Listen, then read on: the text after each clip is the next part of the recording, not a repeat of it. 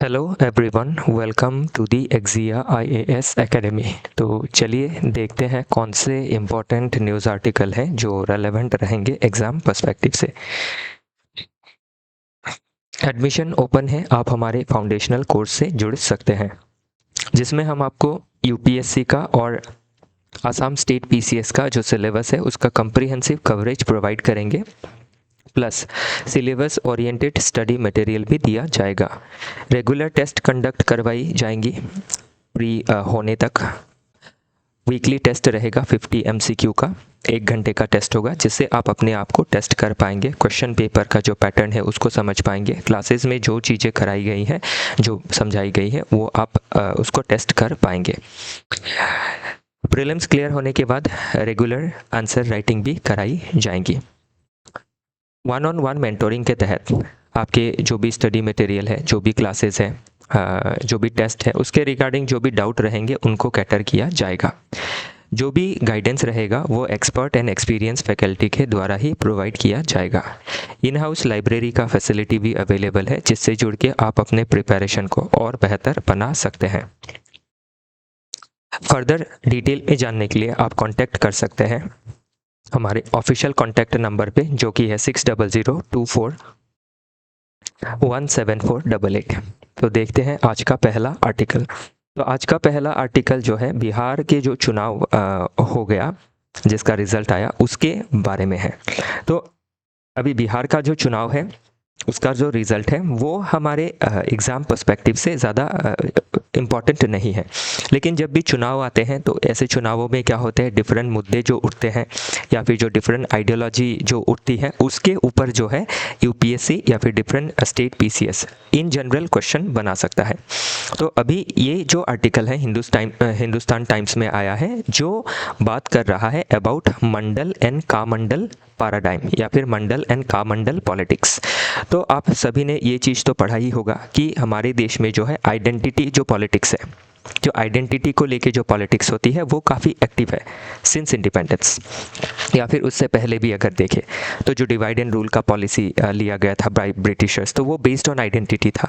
तो after independence क्या है, जो आइडेंटिटी पॉलिटिक्स है, जैसे आपके रिलीजन को लेके, एथनिसिटी को लेके, लैंग्वेज को लेके या फिर कास्ट को लेके जो पॉलिटिक्स है वो देखी गई है। इसमें स्पेशली अगर देखें तो जो 1980s के बाद जो दो आपके पैराडाइम शिफ्ट देखा गया हमारे इंडियन पॉलिटिक्स में, वो है मंडल पॉलिटिक्स, मतलब जो ओबीसी का रिजर्वेशन है, और कामंडल पैराडाइम। कामंडल में इसमें रिलीजन के बारे में स्पेशली बात किया गया है। तो किस तरीके से मंडल एंड कामंडल जो पैराडाइम है, आइडेंटिटी पॉलिटिक्स है, उसने किस तरीके से डेमोक्रेसी को स्ट्रेंथन किया है, एज वेल एज किस तरीके से इसका क्या नेगेटिव इम्पैक्ट रहा है, वो हमें इस आर्टिकल में देखना ज़रूरी रहेगा। तो हम बिहार चुनाव के ज़रिए ही इस चीज़ों को समझने की कोशिश करते हैं। तो हाल ही में जो बिहार चुनाव हुआ उसमें जो आइडेंटिटी पॉलिटिक्स है वो ज़्यादा काम में नहीं आया। मंडल या कामंडल का जो डिवाइड देखा जाता है रिलीजन एंड कास्ट का, वो ज़्यादा काम में नहीं आया, जो कि पास्ट में काम में आता था, like in 1980s and 90s, जिसमें आपके जो मंडल पॉलिटिक्स है, ये इट मीन्स जो ओबीसी पॉपुलेशन है उसको मोबिलाइज करना, या फिर हिंदू पॉपुलेशन हो, मुस्लिम पॉपुलेशन को मोबिलाइज करना वोट बैंक के लिए, तो वो चीज़ इस बार बिहार पॉलिटिक्स में काम में नहीं आई। और उसमें क्या है, एक आपका मंडल कामंडल के ऊपर डेवलपमेंटल जो पॉलिटिक्स है, गुड गवर्नेंस का जो पॉलिटिक्स है वो देखा गया, और पीपल ने उसी पैटर्न में जो वोट है वो किया। हिस्टोरिकल कॉन्टेक्स्ट अगर देखें तो 1979 में जो मंडल कमीशन है वो बना था।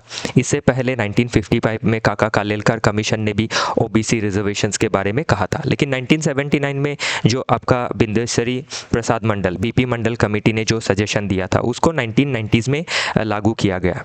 इट मीन्स 27% जो रिजर्वेशन है वो रखी गई फॉर ओबीसी कास्ट। और तभी क्या है, जो ओबीसी का रिजर्वेशन है और उसके इर्द गिर्द के जो सवाल है वो एक पॉलिटिक्स का मुद्दा बन गए, और जो आपकी ओबीसी पॉपुलेशन है उसको डिफरेंट पॉलिटिकल पार्टीज, जैसे लालू प्रसाद यादव की जो पार्टी है राष्ट्रीय जनता दल, इन्होंने यूनाइट करना स्टार्ट किया। और बाद में अगर देखें तो 1990s में आपकी जो अभी रूलिंग गवर्नमेंट है इन सेंट्रल और यूनियन गवर्नमेंट, तो उन्होंने क्या किया, कामंडल पॉलिटिक्स को स्टार्ट किया। तो वो काफ़ी समय तक चला, लेकिन करंट डायनामिक्स में अगर देखें तो वो चीज़ें काम में नहीं आई। तो अभी 2025 का जो बिहार इलेक्शन है, इसमें हिस्टोरिक 3 रीज़न देखा गया कि एक तो spanning diverse region, caste and gender. तो इस बार का जो इलेक्शन है इसमें डाइवर्स रीजन, कास्ट, जेंडर ने एक साथ रोल प्ले किया है। नीतीश कुमार का जो स्टेचर है, surpassing his farmer senior colleague Lalu, तो लालू जी का जो पॉलिटिक्स है वो ज़्यादातर आपके ओबीसी पॉलिटिक्स के ऊपर बेस्ड था। तो उस पॉलिटिक्स से अभी हट के नीतीश कुमार जी ने जो एक आपकी डेवलपमेंटल पॉलिटिक्स है उसका जर्नी को स्टार्ट किया है। जो जंगल राज है उससे एक आपका law and order situation better का राज को लेके आया है, सुशासन को लेके आए हैं। Legacies of social justice and governance on the ballot, तो बैलेट में जो चीज़ें अभी दिखी, जो रिजल्ट हमें देखने को मिला कि नीतीश जी फिर से चुन के आए, तो इसमें उनका जो लेगेसी रहा है सोशल जस्टिस एंड गवर्नेंस का, वो चीज़ें हम इसमें देख सकते हैं। तो जो एंड्योरेंस ऑफ मंडल था, मंडल पॉलिटिक्स, उसका अभी आज के समय पे हम एक वीकनेस देख सकते हैं। तो आपके जो अपोजिशन के चैलेंज थे, अपोजिशन ने जो आपका एक ये था कि जो पर्टिकुलर कम्युनिटी है, कास्ट है, उसको मोबिलाइज करना, वो फेल्ड रहा। ओके, और एक यूनिक इंसाइट हमें देखने को मिला। नेक्स्ट इसमें हिस्ट्री अगर देखें तो मैंने ऑलरेडी इसमें आपको बताया 1990s में जो रूट इसका छिपा हुआ था, जो मंडल कमीशन था, उसने आइडेंटिफाई किया कि इंडिया का 52% जो पॉपुलेशन है वो ओबीसी है, तो 27% रिजर्वेशन दिया जाना चाहिए। उस हिसाब से रिजर्वेशन भी दिया गया। और 1990 में जो आपका ये जो 27% का रिजर्वेशन है, इसका इम्प्लीमेंटेशन हुआ, किसने इम्प्लीमेंट किया? उस then prime minister VP Singh ji. Then आपका कामंडल काउंटर भी देखा गया। कामंडल मतलब रिलीजन को लेके जो पॉलिटिक्स आया, राम, स्पेशली राम जन्मभूमि के इर्द गिर्द, जिसमें बीजेपी का सर्ज हुआ और बीजेपी ने इवन बाद में पावर भी एक्वायर किया। 2000 के बाद अगर देखें तो एक हाइब्रिडाइजेशन हम देख सकते हैं नीतीश कुमार जी का, स्पेशली मंडल कामंडल दोनों ही पॉलिटिक्स को मिक्स करके जो एक नया इवोल्यूशन हुआ है वो हम इसमें देख सकते हैं। Next, challenges related to the issue क्या है? तो अभी मंडल कामंडल पॉलिटिक्स को लेके क्या है, कोalition में एक इंस्टेबिलिटी देखी जाती है। दूसरा एक जो है इकोनॉमिक डिसपैरिटी भी देखी जाती है। तो अभी रिजर्वेशन से क्या होता है, नो डाउट थोड़े हद तक सोशल बैकवर्डनेस को कम किया जा सकता है, लेकिन इससे जो पॉवर्टी है वो आपका पूरी तरीके से इराडिकेट नहीं होता है। तो गवर्नमेंट को क्या करना है या फिर पॉलिटिकल पार्टी को सिर्फ इकोनॉमिक सिर्फ रिजर्वेशन देने से नहीं होगा, इकोनॉमिक जो डिसपैरिटीज है उसको ख़त्म करने के लिए डिफरेंट सॉर्ट ऑफ जो इनिशिएटिव्स है लेने पड़ेंगे, rather than only based on reservation और रिलाइंग ऑन रिजर्वेशन। और जब क्या होता है, मंडल कामंडल पॉलिटिक्स होता है तो उससे सोसाइटी पोलराइज हो जाती है और ये नेशन का जो यूनिटी है उसको हिंडर करता है। नो डाउट अभी के समय पे पास्ट के जैसा जो आपका, जस्ट अ मिनट, तो क्या है, सोसाइटी जो है वो पोलराइज हो जाती है और इससे देश के यूनिटी को खतरा पहुंचता है। नेक्स्ट अगर देखें तो एक इम्प्लीमेंटेशन गैप भी देखा गया है, क्योंकि जो आपका 1992 का इंदिरा सवेनी जजमेंट था बाय ऑनरेबल सुप्रीम कोर्ट, तो उसमें ये कैप लगा दिया गया था कि 50% से ज़्यादा रिजर्वेशन नहीं होना है। लेकिन अभी बिहार में ये चर्चे में है कि 50% से ज़्यादा जो है रिजर्वेशन को बढ़ाया जाएगा। तो ये आने वाले समय पर देखना है कि इसमें क्या लीगल कॉन्स्टिट्यूशनल हर्डल्स बनते हैं। नेक्स्ट है मेरिट वर्सेस इक्विटी डिबेट। तो एक ये भी रहता है कि ज़्यादा रिजर्वेशन देना मतलब मेरिट के साथ कंप्रोमाइज़ होना। तो ज़्यादा रिजर्वेशन जो बैकवर्ड पॉपुलेशन है या फिर एक्सट्रीमली बैकवर्ड पॉपुलेशन है, ईबीसी ये रहा, तो ईबीसी एक्सट्रीमली बैकवर्ड जो आपके कास्ट है, तो उनको अगर ज़्यादा रिजर्वेशन दिया जाता है तो इक्विटी तो आता है, ठीक है, लेकिन उससे मेरिट जो है वो कंप्रोमाइज़ होता है और सोसाइटी जितना मेरिट के ऊपर बेस्ड रहेगी उतना ही वो बेटर परफॉर्म करेगी। दूसरा एक आपका चैलेंज क्या है, पॉलिटिकल अपॉर्चुनिटिज्म जो है वो देखा जाता है कि जो डिफरेंट पॉलिटिकल पार्टीज होती है वो आपके जो टैंजिबल चीज़ें जो है वो नहीं करना चाहती है और इस तरीके के जो शॉर्टकट्स है या फिर जो अपीजमेंट पॉलिटिक्स है, रिजर्वेशन का हो या फिर कास्ट बेस्ड हो या फिर रिलीजन बेस्ड हो, तो इस तरीके का पॉलिटिक्स क्या करता है, देश को लॉन्ग टर्म में एक हार्म करता है। नेक्स्ट देखते हैं जो की टर्म्स है। तो मंडल मैंने ऑलरेडी बताया कि 1979 का एक कमीशन था, मंडल कमीशन, जिसको चेयर किया गया था भाई बिंदेश्वरी प्रसाद मंडल जी। तो इन्होंने कहा था कि 52% ओबीसी पॉपुलेशन है तो 27% का रिजर्वेशन होना चाहिए। फिर का मंडल पॉलिटिक्स जो रिलीजियस मोबिलाइजेशन के साथ जुड़ा हुआ है, जो राम मंदिर का कैंपेन है उस समय पे ये का मंडल का पॉलिटिक्स जो है ज़्यादा एक्टिवेट था। ओबीसी अगर देखें तो एक सोशियो एजुकेशनली डिसएडवांटेज ग्रुप है जो 52% पॉपुलेशन है, 27% रिजर्वेशन जिनको दिया गया है। एक्सट्रीमली बैकवर्ड क्लासेस क्या है, अभी ओबीसी के अंदर ही सब ग्रुप करने के बारे में कहा गया है कि एक्सट्रीमली जो बैकवर्ड क्लासेस है उनको रिजर्वेशन देनी चाहिए, ना कि जो जिनको मिला है जो क्रिमिनल है उनको ही मिले। फिर हिंदुत्व क्या है, ये आइडियोलॉजी ऑफ हिंदू नेशनलिज्म है, तो इसको आर्टिकुलेट किया गया था भाई VD Savarkar ji, Vinayak Damodar Savarkar ji. Caste census क्या है, तो लास्ट कास्ट सेंसस 1931 में हुआ था, तो अभी फिर से जो सब कैटेगराइजेशन करी जानी है ओबीसी एसटी एससी के अंदर में कि जो ज़्यादा बैकवर्ड है उनको रिजर्वेशन का बेनिफिट मिलना चाहिए, रादर देन जिसको बेनिफिट मिल रहा है उसी को बेनिफिट ना मिले। तो उसके लिए क्या है, नया सेंसस किया जाना ज़रूरी है, क्योंकि जब बेटर नंबर मिलेंगे, बेटर मैट्रिक्स रहेगा, तभी क्या है बेटर रिजर्वेशन पॉलिसीज़ बनाई जा सकती है। दूसरा, इसमें लॉजिकल एंड फिलोसॉफिकल बेसिस अगर देखें तो इसमें हम देख सकते हैं कि एक जो ओल्ड आपका फिलोसॉफी था, फिलोसॉफी ऑफ जस्टिस में ओल्ड मंडल जो रिप्रेजेंटेशनल जस्टिस था वो अभी न्यू मॉडल में तब्दील हो गया है डिस्ट्रीब्यूटिव जस्टिस मॉडल में, कि सभी को लाभार्थ मिलना चाहिए जितने भी लोग हैं। और जो आपका इसमें अगर अदर फिलोसॉफिकल बेसिस देखें तो आइडेंटिटी पॉलिटिक्स जो है ये एक सोशल कंस्ट्रक्शन ऑफ आइडेंटिटी है। तो ये सभी चीज़ें हमें फिलोसॉफिकली समझनी ज़रूरी है कि रिप्रेजेंटेशनल जस्टिस क्या करता है, पर्टिकुलर ग्रुप को ही रिप्रेजेंट करता है, तो बेटर क्या है डिस्ट्रीब्यूटिव जस्टिस को दिया जाना ज़रूरी है, ताकि सोसाइटी में जो आइडेंटिटी पॉलिटिक्स है वो नेगेटिव टर्न ना ले और देश की जो यूनिटी इंटीग्रिटी है वो बरकरार रहे। नेक्स्ट, इसमें अगर डिफरेंट डायमेंशन को हम अगर देखें, सोशल डायमेंशन से देखें, तो this issue is fundamentally about the changing dynamics of the caste system. तो अभी पहले था कि ओबीसी को रिजर्वेशन मिलना चाहिए, दलित को रिजर्वेशन मिलना चाहिए, अभी ऐसा है कि ओबीसी दलित के अंदर जो ज़्यादा पिछड़े हुए हैं उनको मिलना चाहिए। नेक्स्ट, अगर पॉलिटिक्स के पॉइंट ऑफ व्यू से देखें तो जो कास्ट रिलेटेड पॉलिटिक्स है या रिलीजन्स रिलेटेड पॉलिटिक्स है या फिर एथनिसिटी रिलेटेड पॉलिटिक्स है, ये हमेशा ही एक इलेक्शन का स्ट्रैटेजी रही है, कोalition पॉलिटिक्स का एक स्ट्रैटेजी रही है। लीगली देखें तो ये डिफरेंट जो हमारे कॉन्स्टिट्यूशनल प्रोविजंस है उसके साथ अलाइंड होता है। तो कॉन्स्टिट्यूशन क्या कहता है, जैसे आर्टिकल 46 है, तो सोशियो इकोनॉमिकली जो बैकवर्ड आपके कास्ट है उनके रिजर्वेशन के लिए स्टेट को आपका डायरेक्शन देता है। एथिकली अगर देखें तो हमें क्या है, पॉलिटिकल अपॉर्चुनिटिज्म को नहीं देखना है, उसकी जगह पे हमें क्या देखना है, आपका जो एक इंक्लूसिव डेवलपमेंट है, सोशल जस्टिस है, डिस्ट्रीब्यूटिव जस्टिस है, उसको आगे बढ़ाना है। इकोनॉमिक पर्सपेक्टिव से देखें तो पॉपुलिस्ट पॉलिसी की जगह हमें वेलफेयर मॉडल को अपनाना है, ताकि लोगों का लॉन्ग टर्म में जो वेलफेयर है उसको इंश्योर किया जा सके। नेक्स्ट है, आप अगर घर में खुद से पढ़ रहे हैं, कोचिंग आपने नहीं ले रखी है, तो आप क्या कर सकते हैं, जो एनसीईआरटीज़ की किताबें हैं 6 to 12 उसके बेसिक चीज़ें आपको कवर करनी है। तो उससे सीधा सीधा तो क्वेश्चन नहीं बनेगा, लेकिन आपको बेसिक जो चीज़ें हैं, पॉलिटी की हो, सोसाइटी की हो, ज्योग्राफी की हो, इकोनॉमी की हो, ये गवर्नेंस की हो, ये समझ में आने लगेंगी। फिर आप उसको आपको लिंक करके देखना है कि मैंने जो भी पढ़ा पर्टिकुलर चीज़ वो सिलेबस के कौन कौन से पार्ट से लिंक होता है। कोई भी टॉपिक आप उठा लीजिए, सोसाइटी पॉलिटी से लिंक हो जाता है, सोशल जस्टिस से लिंक हो जाता है, गवर्नेंस से लिंक हो जाता है, फिर जो एथिकल वैल्यूज़ है उससे लिंक हो जाती है। तो इसीलिए क्या है, कोई भी एक पर्टिकुलर आर्टिकल या फिर टॉपिक आप पढ़े, कोई भी किताबें पढ़ें, तो उससे सिलेबस को अलाइन करके पढ़ना काफ़ी ज़रूरी है, ताकि आप सिलेबस के मेन टर्मिनोलॉजीज को पिक कर सके। वे फॉरवर्ड में हमें क्या करना है, पहला तो एक कास्ट सेंसस करवाना है नेशन वाइड, ताकि हम उससे पता लगा सके कि जो आपके पिछड़े हुए वर्ग है वो पिछड़े ना रह जाए और उनका जो सर्जन्स है वो हो, इंक्लूसिव डेवलपमेंट हो। दूसरा, अगर देखें तो सब कैटेगराइजेशन करने के लिए हमने अगर कास्ट सेंसस किया है तो सब कैटेगराइजेशन किया जाना काफ़ी ज़रूरी है।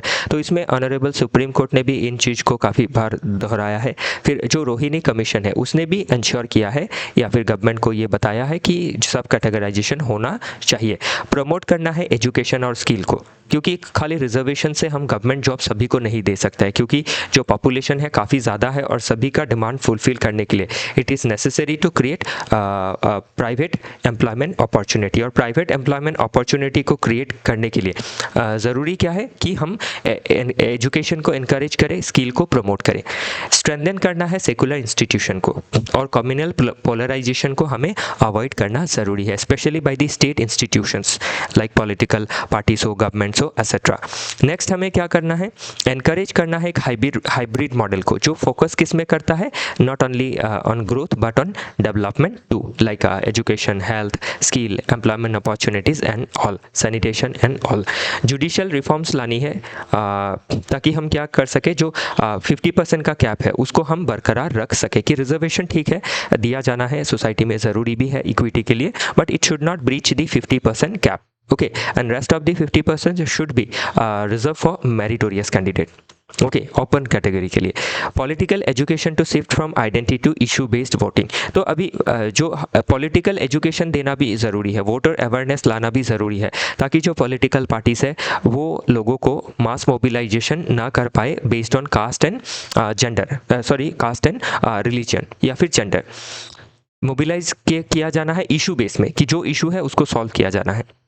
दूसरा आर्टिकल भी आपके बिहार इलेक्शन के बारे में ही है, तो इसमें स्वामीनाथन जी ने काफ़ी अच्छी तरीके से लिखा है।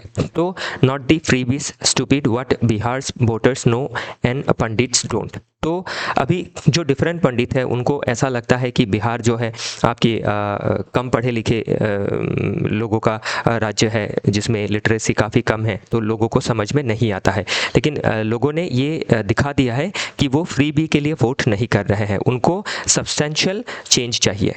चेंज इन एक्चुअल में उनको चेंज चाहिए, और चेंज किस में चाहिए, गुड गवर्नेंस में, जिससे करप्शन कम हो। चेंज किस में चाहिए, फ्री बी में नहीं, वेलफेयर पॉलिटिक्स हो, ताकि जो डिफरेंट जो सेगमेंट में डेवलपमेंट की जा सकती है, एजुकेशन हो, हेल्थ हो, वुमेन एम्पावरमेंट हो, ताकि स्टेट में क्या हो, आपकी एक इंक्लूसिव डेवलपमेंट आए। तो वही चीज़ इसमें मेंशन की गई है। तो जो आपके इसमें दिखाया गया है कि इस बार का जो वोटिंग है वो based on evidence of governance and development के ऊपर बेस्ड करके वोट किया गया है। डिफरेंट सॉर्ट ऑफ इम्प्रूवमेंट्स को इसमें दिखाया गया है, जैसे इंफ्रास्ट्रक्चर, स्पेशली जो इकोनॉमिक इंफ्रास्ट्रक्चर है, रोड्स है, ब्रिज है, हाईवे है, इनको अपग्रेड किया गया है। फिर पावर सेक्टर को भी डेवलप किया गया है। एक समय पे आपके चंपारण विलेज में नो इलेक्ट्रिसिटी था, कोई बिल्कुल ज़ीरो इलेक्ट्रिफिकेशन था 2005 में, वहाँ अभी फुल कवरेज हो गया है। फिर डिफरेंट प्रोजेक्ट भी लगाई गई है, जैसे बक्सर में लगाया गया है, अदानी पावर के साथ भी कोलैबोरेशंस की गई है। कनेक्टिविटी में न्यू एयरपोर्ट दरभंगा में, पूर्णिया में डेवलप किया गया है। रेल और रोड की लिंक को और इम्प्रूव किया गया है। फिर हॉस्पिटलिटी एंड अर्बन ग्रोथ भी देखे गए हैं, जैसे 5 star hotel in remote areas. फिर आपका इकोनॉमिक जो मैट्रिक्स है, तो बिहार का जीडीपी जो है वो 10% कंपाउंड एनुअल रेट से बढ़ रहा है, जो कि फास्टेस्ट है आफ्टर गुजरात। तो लोगों को ये सभी चीज़ें दिखाई पड़ रही है। तो इन पॉजिटिव रिफॉर्म्स की वजह से ही लोगों ने क्या है, डेवलपमेंट को, वेलफेयर को चुना है ओवर पॉपुलिस्ट पॉलिटिक्स और ओवर मंडल और कामंडल पॉलिटिक्स। तो बाकी जो बिहार से पहले के समय पे ऐसा था, काम नहीं था, इसीलिए आपका माइग्रेशन होता था। अभी भी काम ढूंढ के माइग्रेशन होता है, लेकिन उसी के साथ ये भी चीज़ देखने को मिली है बिहार में कि जो आपकी पॉपुलेशन माइग्रेट कर रही है, उनके अंदर काफ़ी स्किल्ड लोग भी जो है वो बाहर आपकी माइग्रेट कर रहे हैं, और बेटर रिमिटेंसेस बिहार में भेज रहे हैं, और एक स्पेस भी वो ओपन कर रहे हैं बाकी जो बिहार में जो पॉपुलेशन छूट गए हैं उनके लिए। तो वही चीज़ इसमें दिखाई गई है कि रूरल वेज जो है वो काफ़ी बढ़ा है। ओके, तो एक कंपैरेटिव एग्जांपल दिखाया गया है केरला मॉडल के साथ, कि केरला मॉडल में समय में भी एक ऐसा इशू था जो अभी बिहार में देखने को मिल रहा है, और केरला ने जिस तरीके से सॉल्व किया, बिहार भी उस रास्ते पे चल पड़ा है। तो इस केरला मॉडल के हिसाब से जो है आपकी बिहार डेवलपमेंट की जर्नी में आगे बढ़ रही है। प्लस जो पॉलिटिकल कॉन्टेक्स्ट में भी अगर देखें तो जो नीतीश जी हैं, उन्होंने भी आपके जो डेवलपमेंटल पॉलिटिक्स है उसके ऊपर ज़्यादा ध्यान दिया है। तो इसमें वही चीज़ें दिखाई गई है कि आपकी लालू प्रसाद यादव जी का जो गवर्नमेंट था 90 से 2005 तक काम किया, लेकिन जो पॉलिटिक्स था वो बेसिकली आइडेंटिटी पॉलिटिक्स था और जो सिचुएशन था वो डेवलप नहीं हुआ था, मोस्टली आपकी पॉपुलिस्ट पॉलिटिक्स थी। लेकिन 2005 ऑनवर्ड्स नीतीश एरा में देखा गया कि सुशासन के ऊपर या फिर गुड गवर्नेंस के ऊपर ज़्यादा फोकस किया गया, लॉ एंड ऑर्डर इंप्रूव हुआ, जंगल राज खत्म हुआ, इंफ्रास्ट्रक्चर पुश दिया गया, रोड ब्रिज पावर, देन आपका इकोनॉमिक शिफ्ट देखा गया from agriculture dependent to construction led growth, GDP का एक्सेलरेशन हुआ, माइग्रेशन जो माइग्रेशन हुआ, जो भी बिहार से पॉपुलेशन बाहर निकली वो आपके स्किल्ड परमानेंट आउटफ्लो था जो रिमिटेंसेस को बूस्ट कर रहा था। वही चीज़ हमें क्या है अभी रिसेंट का जो इलेक्शन है उसमें देखने को मिला है। तो इसीलिए क्या है कोई भी स्टेट में या फिर पूरी जो देश की आबादी है अभी इनको ये चीज़ें समझ में आने लगी है कि डेवलपमेंटल पॉलिटिक्स जो है वो हमारे देश को आगे बढ़ा सकता है, ना कि पॉपुलिस्ट पॉलिटिक्स। और ये जो अवेयरनेस है सिटीज़न के अंदर अगर आ रहा है, वोटर्स के अंदर अगर आ रही है, तो इससे क्या है देश को लॉन्ग टर्म में फ़ायदा है। तो हमारा विकसित भारत का जो गोल है बाय 2047 हम उसको बेटर तरीके से अचीव कर सकेंगे। तो वही चीज़ें हमें इसमें समझनी ज़रूरी है। बाकी की टर्म्स तो ऑलरेडी फ्री बी क्या है, तो पॉपुलिस्ट पॉलिसीज है, शॉर्ट टर्म वेलफेयर स्कीम है जो आपका लॉन्ग टर्म में कोई बेनिफिट नहीं देती है, उल्टा गवर्नमेंट या फिर जो पॉपुलेशन है उसके ऊपर जो बर्डन है उसको बढ़ाती है। गुड गवर्नेंस क्या है, जो आपकी लॉन्ग टर्म पब्लिक गुड है या फिर करप्शन मिनिमाइज होना, कंपाउंड एनुअल ग्रोथ रेट जो देखा गया है जीएसडीपी में उसके बारे में कहा गया है। फिर जीएसडीपी क्या होता है, जो आपका annual production of goods and services होता है with in a state, nation में हुआ तो उसको जीडीपी कहा जाएगा। रेमिटेंसेस जो आपकी फैमिली माइग्रेट कर चुकी है वो जो कमा के देती है उसी को कहा गया है इसमें remittances. Next logical and philosophical basis से देखें तो इसमें हम रैशनल चॉइस थ्योरी को देख सकते हैं, जिसमें वोटर ने क्या किया है इकोनॉमिक रैशनल के तहत वोटिंग किया है। दूसरा फिलोसॉफिकल बेस अगर देखें तो इसमें अमिताभ सेन जी का जो कैपेबिलिटी अप्रोच है उस पर बिहार गवर्नमेंट काफ़ी दूर तक खरी उतरी है, जिसके लिए उनको फिर से मैंडेट मिला है। तो इस मैंडेट को उन्हें फिर से इस्तेमाल करना है और इसके ज़रिए बिहार का जो कंडीशन है, जो कि अभी अगर देखें तो डिफरेंट पैरामीटर में बिहार जो है काफ़ी पिछड़ा हुआ है कंपेयर टू अदर स्टेट्स, तो उस चीज़ को ख़त्म करना काफ़ी ज़रूरी है। और वो कैसे हो पाएगा, just by doing developmental politics, that too by improving capacity of backward population या फिर जो डाउन ट्रोडन है, मार्जिनलाइज है। ओके तो इसमें आप कैपेबिलिटी अप्रोच को देख सकते हैं, जिसको अमिताभ सेन जी ने डेवलपमेंट एज फ्रीडम में कहा है। बाकी सोशल पॉइंट ऑफ व्यू से देखें तो रिड्यूस करना है पॉवर्टी, एम्पावर वाया रेमिटेंसेस देख सकते हैं। पॉलिटिकली हम जो हमारा डेमोक्रेसी है उसको स्ट्रेंथन करना है। लीगली अगर देखें तो डिफरेंट जो डीपीएसपी के प्रोविजंस है, राइट बेस्ड अप्रोच है उसको अपनाना है। एथिकली देखें तो इक्विटी को प्रमोट करना है, इंक्लूसिव डेवलपमेंट को प्रमोट करना है। इंटरनेशनली देखें तो जो डिफरेंट नेशंस है जो आपकी डिफरेंट इंक्लूसिव पॉलिसीज ले रही है, जैसे आपके साउथ कोरिया हो या फिर आपके जो नॉर्डिक कंट्रीज हो, वैसे बेस्ट प्रैक्टिसेस को हम ले सकते हैं। इकोनॉमी में हमें ग्रोथ को बूस्ट करना है, कंपाउंड एनुअल रेट को, ग्रोथ रेट को स्पेशली, तभी क्या है आपका जो डेवलपमेंट है वो आएगा, क्योंकि ग्रोथ रहेगा, पैसे आएंगे तभी डेवलपमेंट आएगा। और उसको हमें बस ध्यान देना है कि उसका इक्विटेबल डिस्ट्रीब्यूशन हो। ओके बाकी आप एनसीईआरटीज अगर खुद से पढ़ रहे हैं तो इन चीज़ों को आप देखिएगा। नेक्स्ट वे फॉरवर्ड में क्या करना है, जो डेवलपमेंट चल रहा है अभी उसको सस्टेन करना है लॉन्ग टर्म के लिए। रेमिटेंसेस को और बढ़ावा देना है ताकि हम क्या कर सके, लोकल इन्वेस्टमेंट एंटरप्रेन्योरशिप को डेवलप कर सके। ह्यूमन कैपिटल में ज़्यादातर इन्वेस्ट करना है, स्किल में, एजुकेशन में, हेल्थ में, एसेट्रा में। एंश्योर करना है पॉलिटिकल एंड पॉलिसी स्टेबिलिटी को, कि इंस्टेबिलिटी ना रहे, क्योंकि पॉलिटिकल इंस्टेबिलिटी अगर रही तो उससे क्या है आपकी पॉलिसी में भी इंस्टेबिलिटी जो है वो देखी जा सकती है। तो अभी जो हम चेंजिंग नैरेटिव देख रहे हैं एक स्टेगनेटेड पॉलिटिकल सिस्टम से आपकी चेंज ओरिएंटेड पॉलिटिकल सिस्टम, तो उसको बरकरार रखना काफ़ी ज़रूरी है। इसी के साथ आज का जो डिस्कशन है वो यहीं पे समाप्त होता है। बाकी मैं आपको ये बताना चाहूँगा कि जिस तरीके से हमने दो टॉपिक को आपको बारीकी से समझाया, उसी तरीके से हमें डिफरेंट चीज़ों को बारीकी से समझना है। जैसे ये पर्टिकुलर टॉपिक है, इसका आपका जो सब्सटेंस है इसमें दिया गया, इसका हिस्ट्री दिया गया, देन इसका चैलेंज दिया गया, देन इसका मेन टर्मिनोलॉजीज को एक्सप्लेन किया गया कि नेशनलिज्म क्या होता है, देन आपका लॉजिकल फिलोसॉफिकल बेसिस क्या है, देन डायमेंशंस क्या क्या है, और उसके बाद लिंकेजेस कैसे किस तरीके से हैं यूपीएससी सिलेबस के साथ, फिर वे फॉरवर्ड। तो इसी पैटर्न में हमें चीज़ों को, बाकी सभी आर्टिकल को देखना ज़रूरी है।